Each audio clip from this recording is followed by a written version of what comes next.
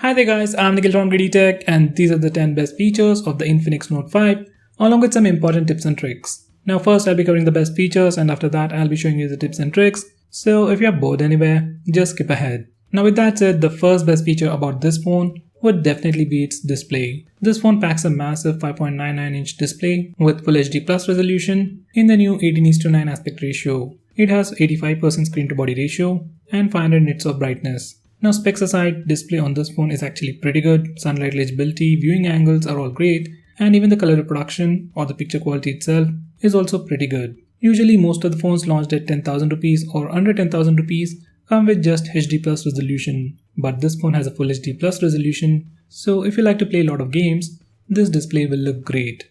Now the second best thing about this phone would be the design and build. Now on the back, this one is a complete plastic build with a super glossy finish, which definitely makes it look different and a bit cool. Even the weight balance on this phone is pretty impressive. Now this phone weighs about 180 grams just like the Redmi Note 5, but if we compare it with the Redmi Note 5 side by side, this phone will feel lighter, even though this phone has a bigger battery. Now the next best thing about this phone would be fast charging. Now as far as I can remember, there isn't any other phone under 10,000 rupees that actually supports fast charging and also comes with a fast charger in the box. Now Redmi Note 5 also supports fast charging, that's great, but it doesn't come with a fast charger.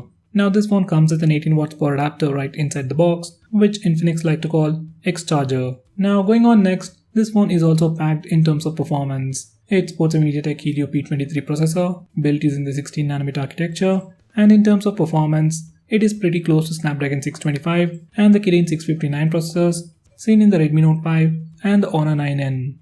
Next, it even has a bigger battery. Now this phone packs a massive 4500 mAh battery, and in this price segment, this phone has the biggest battery. Even the processor used in this phone is very power efficient, so if you're a normal user, you should get about 2 days of battery life without any issues.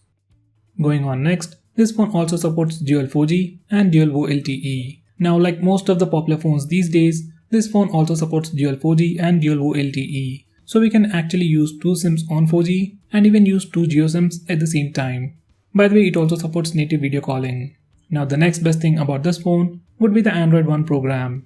Now unlike the previous Infinix phones, this phone is launched with Android One program and it is running pure stock Android based on Android 8.1 Oreo. Now usually all the Infinix phones get regular software updates, but because of Android One program, this phone will definitely get regular monthly security updates at least for the next 2 years, and this will be one of the first few phones to get Android P update. Next, it also has flip to mute. Now once you enable this feature, every time you get a call, you can simply flip your phone to silence it.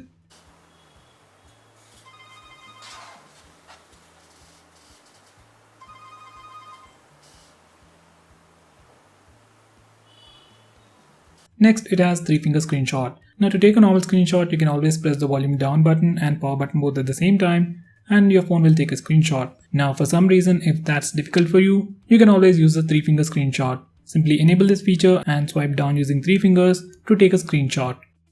Next, it has a portrait mode for both the front and rear cameras. Now for rear camera portrait shots, it only uses a single camera, so edge detection isn't perfect. But for portrait selfies, edge detection is pretty good.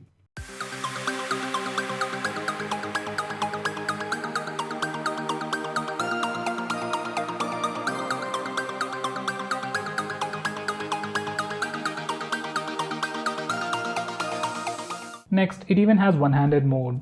So to enable it, you just need to go to the notification area and click this toggle, and the screen size will now shrink and you can literally do anything and everything in this mode. You can shift the screen left or right using this button over here, and if you want to go full screen, you can click this button over here. Now the next best feature about this phone would be the dedicated SD card slot. Now most of the phones in this price segment, especially under 10,000 rupees, at least these days are coming with a dedicated SD card slot. But it's quite rare to see a phone with stock Android, that too with Android One program, to come with a dedicated SD card slot. So that's definitely a great advantage for this phone. Next, this phone even has a sound enhancement to improve the speaker loudness. So to enable or disable that, you can go to sound settings and scroll all the way to the bottom and you can find the sound enhancement setting. Now by default it is turned on and the speaker sounds slightly more louder. So if you want to disable it for some reason, you can come over here. Now here's a quick preview with and without sound enhancement.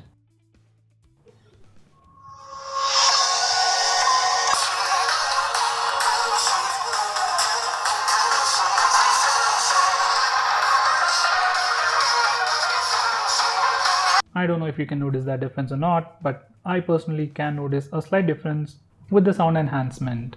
Now going on next, this phone even has adaptive storage feature. Now if 32 GB of internal storage is not sufficient for your user apps, then you can always pop in an SD card and format it as an internal storage and then use it as an internal SD card. So once you're here, just click format as internal, click this button over here, and then it'll erase the SD card and you can use the SD card as internal storage, even install applications directly on the SD card. Now that's definitely an awesome feature, but for some reason it's not working properly right now. As you can see, I've tried to format the drive, but still it has the files and it's simply not showing as internal storage. So right now there might be a bug with this feature, but might be fixed in the future update. Now finally, it even has multi-user support. Now I wouldn't recommend you using this feature, but if you're really looking forward to using this feature on this phone, you can definitely give it a try. You can create multiple users on this phone and each user can have their own set of settings and applications. If you want a little bit of more privacy, then you can try using this feature. So guys, those were the best features. Now let's look at some important tips and tricks. First, I'll show you how to use the split screen mode. Now, split screen mode is a feature that allows you to use two applications at the same time.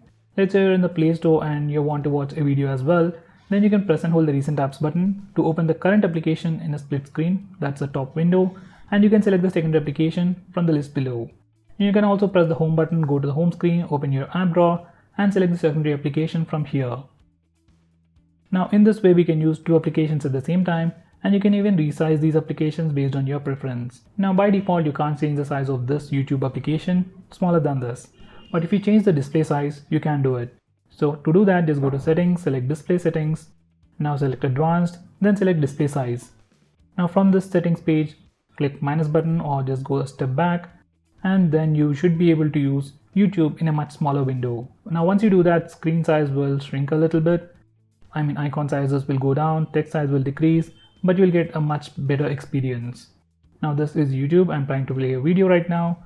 And press the recent apps button, open the split screen mode, select the secondary application, and now we can resize even these windows, which is pretty good. Now split screen mode has been there on Android for a very long time now, but still there are applications that do not support this feature. For example, Instagram. When you try to open Instagram, you get an error saying this application does not support split screen mode.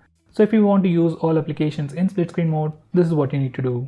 Just go to settings, just go to about, then enable developer options by clicking the build number 7 times. Now once you're done, go to developer options. It's just a step back. That's in system settings. Now in developer options, scroll all the way to the bottom and then enable force activities to be resizable. Now restart the phone and then you can use all the applications in the split screen mode. Next, I'll show you how to use picture-in-picture mode. Let's say you're watching a video on full screen in Google Chrome, then you can press the home button to shrink that video and play it in a floating window. Now this feature is called picture-in-picture mode, and right now there are very few applications that support this feature. Now let's say you are using Google Maps for navigation. Even while you are doing that, you can press the home button and the Google Maps will shrink down to this floating window and you can have a quick preview of the map. Now to close this floating window, you can swipe it to the bottom just like Facebook chat heads and it will be closed. It's an interesting feature and even YouTube supports it if you're a YouTube Red subscriber. Next, this phone doesn't have face unlock feature, but if you really want to give it a try, you can use the trusted face feature. So to enable that, go to security settings, then select smart lock and enter the password. Now select trusted face and then you need to register your face. Now once you added your facial data, you can go to the lock screen and you'll see a small icon at the bottom. It means your phone is trying to read your face. If it unlocks your phone, you can simply swipe up to unlock the phone. Now for some reason, if it is not able to recognize your face, it will give you the lock pattern. So as you can see, it works. It's not very accurate and it's not very usable. It works and you can give it a try. Next, I'll show you how to display the battery percentage on the status bar. So to do that, go to settings, select battery settings, and over here we have this toggle to enable battery percentage or show battery percentage on the status bar. Now finally, I'll show you how to change the default applications on this phone. Let's say you want to change the default SMS application or your default launcher. Just go to settings, then select apps and notification. From here, select advanced. Now select default apps. Now from here, you can change your default home launcher, default browser, default phone application, default SMS application as well. So guys, those were the best features and important tips and tricks for your Infinix Note 5. If I missed out on anything important, do let me know by commenting below this video, and if you're planning to buy this phone, use the link in the description. It really helps the channel. If you want us to make any specific video, tweet out to us with hashtag AskGreedyTech on Twitter and we will try to make it as soon as possible. I'm Nikhil from GreedyTech signing off. Have a nice day.